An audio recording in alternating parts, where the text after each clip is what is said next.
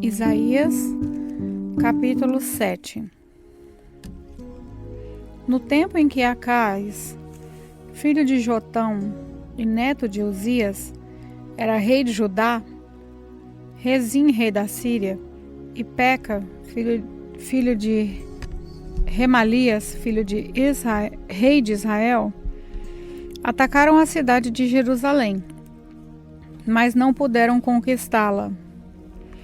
Quando o rei Acais soube que os sírios haviam feito um acordo com os israelitas, ele e todo o seu povo ficaram com tanto medo que tremiam como varas verdes. O Senhor Deus disse a Isaías: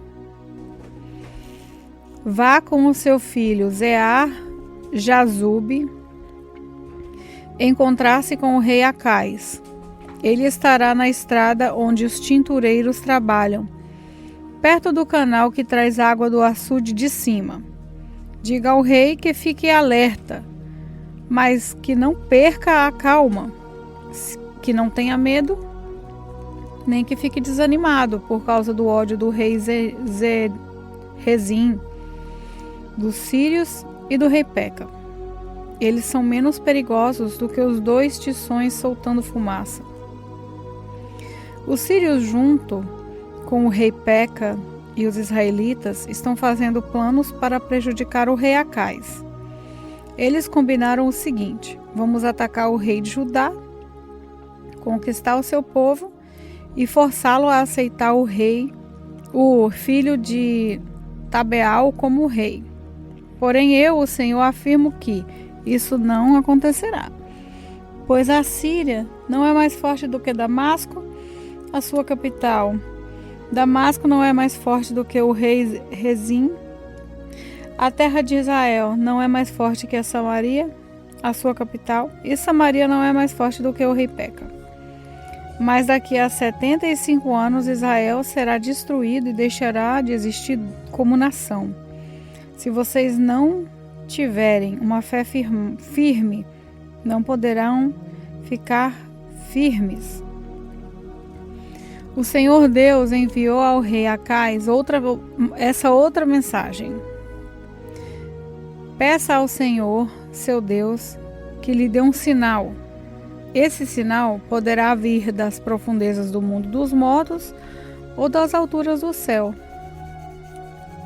Mas Acais respondeu: não vou pedir sinal nenhum, não vou pôr o Senhor à prova. Então Isaías disse: escutem, descendentes do rei Davi. Será que não basta vocês abusarem da paciência das pessoas? Precisam abusar também da paciência do meu Deus? Pois o Senhor mesmo lhes dará um sinal. A jovem que está grávida dará à luz a um filho e porá nele o nome de Emanuel. Quando ele chegar à cidade de saber escolher o bem, quando ele chegar à idade de saber escolher o bem e rejeitar o mal, o povo estará comendo coalha e mel.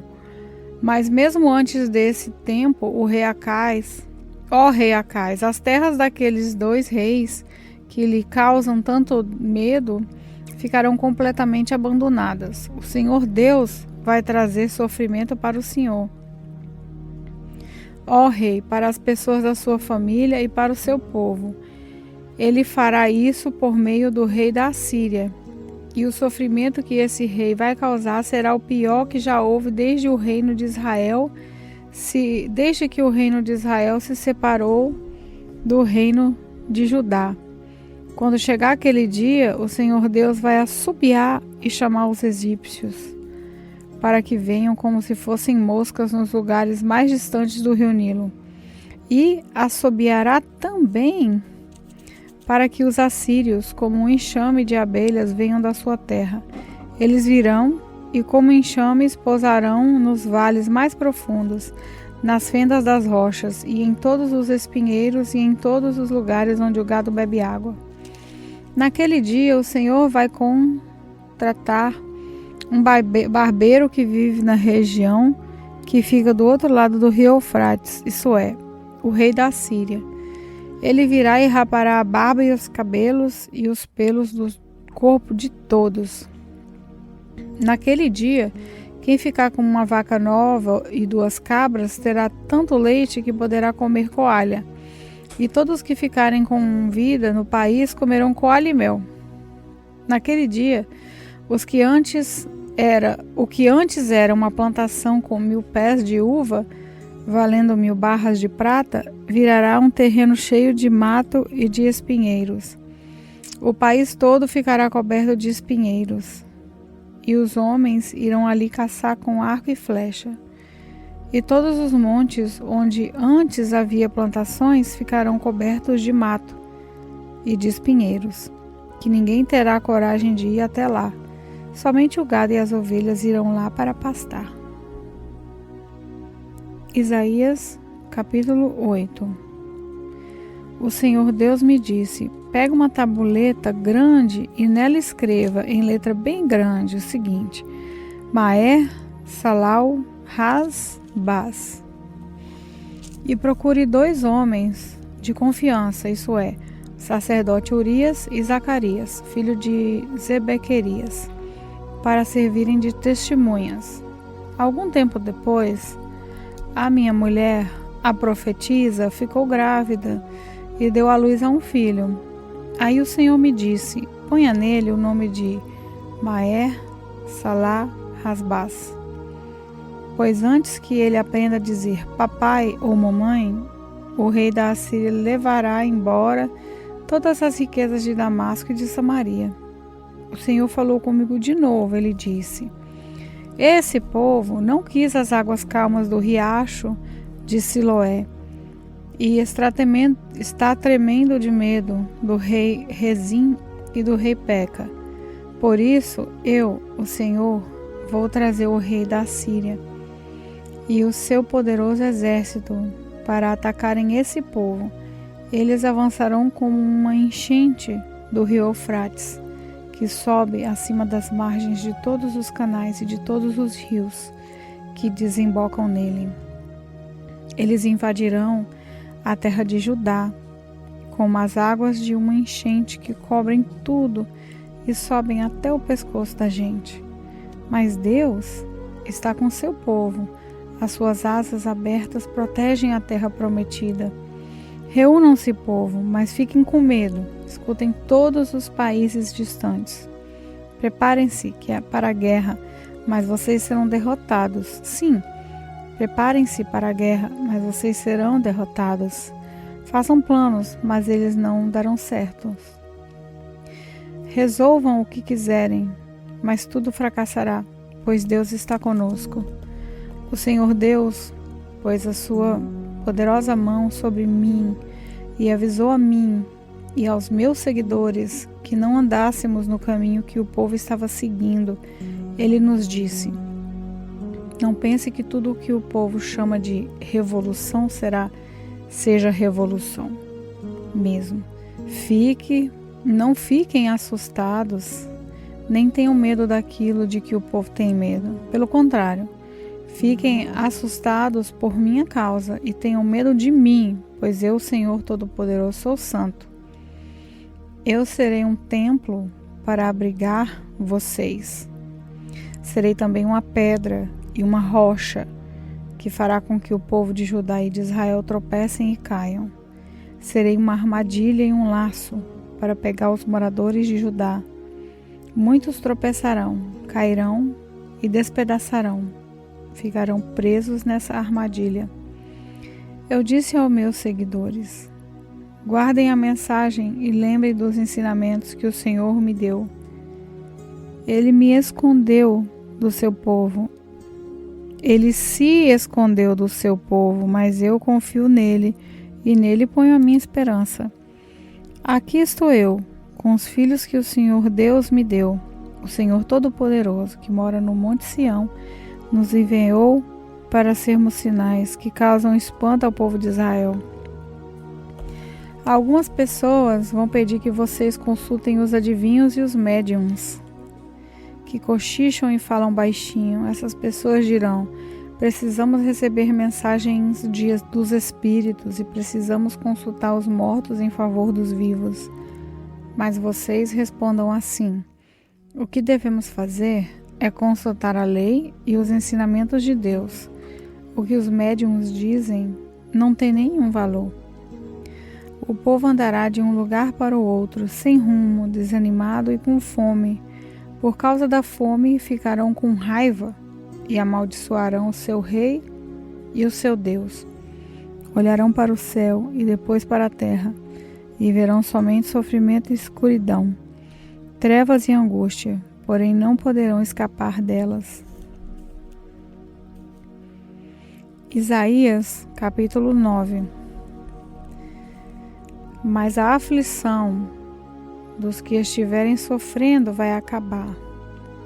No passado, Deus humilhou a terra das tribos de Zebulon e de Naftali, mas no futuro ele tornará famosa essa região, que vai descer o mar Mediterrâneo até a terra que fica do lado leste do rio Jordão, isso é, a Galileia dos pagãos. O povo que andava na escuridão viu uma forte luz. A luz brilhou sobre os que viviam nas trevas. Tu, ó Deus, aumentaste esse povo e lhe deste muita felicidade. Eles se alegram pelo que tens feito. Como se alegram os que fazem as colheitas, ou como os que repartem as riquezas tomadas na guerra.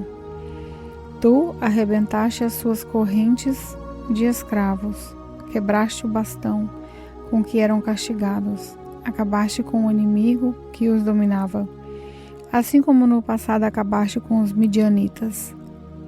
As botas barulhentas